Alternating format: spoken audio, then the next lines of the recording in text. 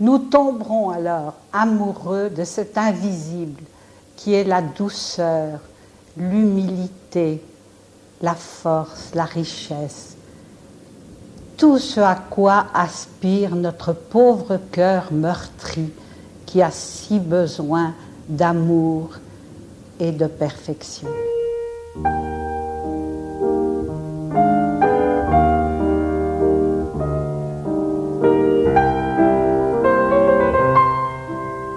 Je sais pas si tu es comme moi, mais j'ai un peu tendance avec les enfants à dire non et puis finalement à céder, à dire oui. Mais je crois que c'est une connerie. Ah, ça, c'est ce qu'on peut faire de plus mauvais.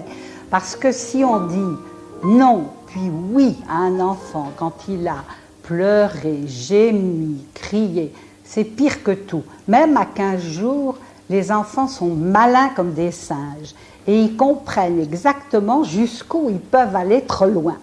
Alors, si avec un enfant de n'importe quel âge, mais en particulier petit, il sait qu'en gémissant, qu'en faisant la vie, il va obtenir quelque chose que d'abord son père ou sa mère avait refusé, alors là, on est fichu. L'éducation est perdue. On ne peut pas la rattraper après. Enfin, c'est désagréable si on a déjà fait l'erreur plusieurs fois. Je suis désolée de te le dire, mais en réalité, ça c'est l'erreur à ne pas commettre. C'est très très difficile. On peut toujours, bien entendu, essayer de reprendre les choses en main. Mais je crois que quand l'enfant aura 14 ou 15 ans, c'est-à-dire qu'à ce moment-là, on n'aura plus tellement d'influence, parce que c'est surtout jusqu'à l'adolescence, jusqu'à la puberté, qu'on peut vraiment donner une bonne impulsion dans l'éducation de ses enfants. Et si à ce moment-là, on n'a pas repris en main la chose, que l'enfant sache que jamais on ne se dégonfle, qu'on est toujours là devant lui, non pas en copain, il n'a pas besoin d'avoir un copain, il a d'autres copains, il a besoin d'avoir un guide, un maître très aimant, un maître qu'il puisse admirer, qu'il puisse vraiment, et là il lui obéit, c'est pas obéir au doigt et à l'œil, mais il se laisse tout de même guider par lui. Tandis qu'autrement, il va le mépriser au fond. Il va se dire « Ah, ben toi, je sais comment je t'aurais. Hein. Je t'ai facilement, il suffit de faire une petite scénette, de pleurer, de gémir, et tout va bien. » Je crois que tu as un autre secret qui concerne ceux qui ont plusieurs enfants. Oui, il faut donner à chaque enfant l'impression d'être unique. C'est-à-dire qu'il faut lui consacrer du temps. Il faut aller, quand il est petit, le chercher à la sortie de l'école, l'emmener goûter, l'emmener au cinéma, l'emmener faire ce qui lui fait plaisir, faire quelques achats avec lui.